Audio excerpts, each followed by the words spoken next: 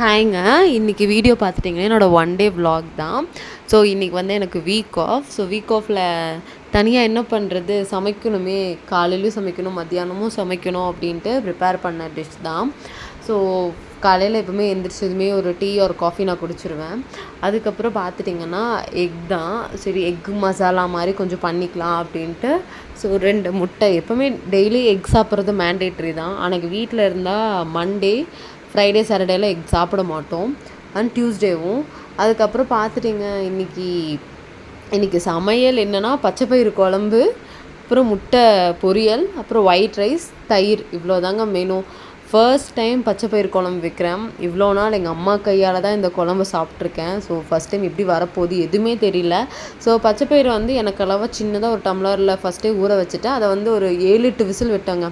அப்போவும் அது வந்து நல்லா மசிஞ்சு போகல. ஒருவேளை நம்ம தப்பு பண்ணிட்டோமோ அப்படின்னு நான் நினச்சேன். அதுக்கப்புறம் இன்னும் 2-3 விசில் விட்டக்கப்புறம் அது ஒரு நல்ல பதத்துக்கு வந்துருந்துச்சு. ஏன்னா என்கிட்ட மத்து இல்லை, அது கடையிறதுக்கு மத்தும் இல்லை. ஸோ ஓகேவா நல்லா வெந்து நல்லா விசிலில் மசிஞ்சிருச்சு. அதுக்கப்புறம் அதை தாளிக்கிற மாதிரி தனியாக ஒரு பேனில் வந்து நல்லா வச்சு தாளிச்சக்கப்புறம் எண்ணெய் ஊற்றி கடுகு இதெல்லாம் போட்டு தாளிச்சக்கப்புறம் பச்சைப்பயிரை வந்து அதில் போட்டு நான் மிக்ஸ் பண்ண ஸ்டார்ட் பண்ணிட்டேன். ஸோ இதில் என்ன ஆட் பண்ணணும், தக்காளி ஆட் பண்ணணுமா எதுவுமே தெரியல. பட் எனக்கு தெரிஞ்ச மாதிரி தான் நான் சமைச்சிருந்தேன்.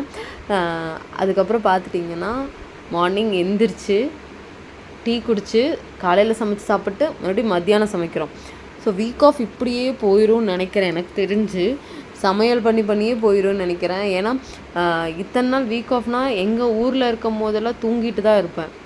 இங்கே பார்த்துட்டிங்க அப்படின்னா எந்திரிச்சு ஐயோ துவைக்கணுமே, ஐயோ கூட்டணுமே, சமைக்கணுமே அப்படின்ற மாதிரி தான் இருக்குது. அதுக்கப்புறம் பார்த்துட்டிங்கன்னா பச்சைப்பயிறு குழம்பு ரெடி.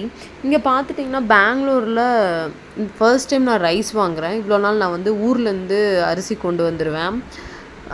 ஏதோ நல்ல அரிசின்னு சொன்னாங்க, சரின்ட்டு வாங்கினேன். அது பார்த்தா ரொம்ப பச்சரிசி மாதிரி எனக்கு தெரியுது.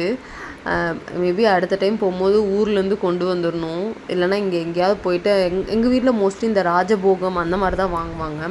ஸோ பெங்களூரில் வந்து போய் ராஜபோகம் அரிசி எங்கே இருக்குதுன்னு ஃபஸ்ட்டு தேடினேன். ஐ திங்க் டிமார்ட்டில் இருக்குன்னு நினைக்கிறேன். அதுக்கப்புறம் பார்த்துட்டிங்கன்னா பச்சைப்பயிறு குழம்பு ரெடி.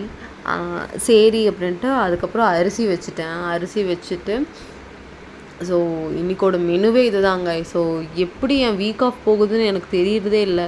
காலையில் எந்திரிக்கிறேன், டீ குடிக்கிறேன், மறுபடியும் காலையில் சமைக்கிறேன், மறுபடியும் கொஞ்ச நேரம் மொபைல் பார்க்குறேன், ஆஃப்டர்நூன் சமைக்கிறேன். அதுக்குள்ளே 2 மணி ஆயிடுது. 2 மணிக்கு மேலே சரி எல்லாத்தையும் வாஷ் பண்ணி வச்சுட்டு துவைக்கலாம் அப்படின்ட்டு துவைச்சிட்டு வர்றதுக்குள்ளே ஒரு 4 மணி ஆயிடுது. சரி 4 மணிக்கு ஒரு டீயை குடிச்சிட்டு அதுக்கப்புறம் பொறுமையாக இருந்தால் நைட் ஆகிடுது. நைட்டு சமைக்கணுமே, நைட் என்ன சமைக்கிறது எதுவுமே. இப்போ தாங்க எங்கள் அம்மாவோட கஷ்டம் எல்லாம் எனக்கு தெரியுது. ஒரு வேளை எப்படியும் நான் நல்லா சமையல் கற்றுக்கிட்டனால என்னால் ஓரளவுக்கு ஹேண்டில் பண்ண முடியுது. எப்படி ஒரு ஆளுக்கு அளவாக சமைக்கிறது அவ்வளோதான். ஒரு ஆளுக்கு எப்படி சமைப்போம், ஃபுல் வெஜிடபிள்ஸ் எல்லாமே ஓவர் ஆயிடுச்சு. அதனால தான் எக்கு. ஸோ எப்பவுமே டெய்லி மேண்டேட்டரி எக் எடுத்துக்கிறது இங்கே பெங்களூர் வந்துட்டு ரொம்ப மேண்டேட்ரி ஆயிடுச்சு. ஏன்னா நம்ம ஹெல்த்தியானது மோஸ்ட்லி நிறைய சாப்பிட்றது இல்லைல்ல. இப்போ வீடாக இருந்தால் டெய்லியும் ஃபுல் மீல்ஸ் இருக்கும். சாம்பார், குழம்பு, ரசம், காய் எல்லாமே இருக்கும். இங்கே டெய்லியும் ஆஃபீஸ்க்கே நான் fried rice, egg rice and தாளிச்ச சாப்பாடு அந்த மாதிரி தான் நான் எடுத்துகிட்டு போயிட்டுருக்கேன். ஸோ ஏதோ வீக் ஆஃபில் மட்டும்தான் ஃபுல் மீல்ஸ் என்னால் சமைச்சு சாப்பிட முடியும். இந்த நைட் என்ன சமைக்கிறதுனே தெரியல, டவுட்டாக தான் இருக்குது. பச்சை பயிறு வச்சுருக்கேன். இது போக ஏதாவது சில்லி அந்த மாதிரி வாங்கிட்டு வந்து சாப்பிட்டுக்கலாம் அப்படின்ற ஐடியாவில் தான் இருக்கேன். மோஸ்ட்லி பெங்களூரில் நம்ம சம்பாதிக்கிறதெல்லாம் சாப்பிட்டு இங்கே ரெண்ட் கொடுத்து நம்ம செலவுக்கே கரெக்டாக போயிடும்னு நினைக்கிறேன். என்னமோங்க கடைசியில் எப்படியோ சமைச்சாச்சு. இதுதான் நான் வச்ச பச்சைப்பயிறு குழம்பு. நிஜமாகவே ரொம்ப நல்லா இருந்துச்சுங்க, டேஸ்ட்டாக இருந்துச்சு. எனக்கு என்னோடய கைப்பக்குவம் எப்படி இருக்குன்னு நான் ரியலைஸ் பண்ண ஸ்டார்ட் பண்ணேன்.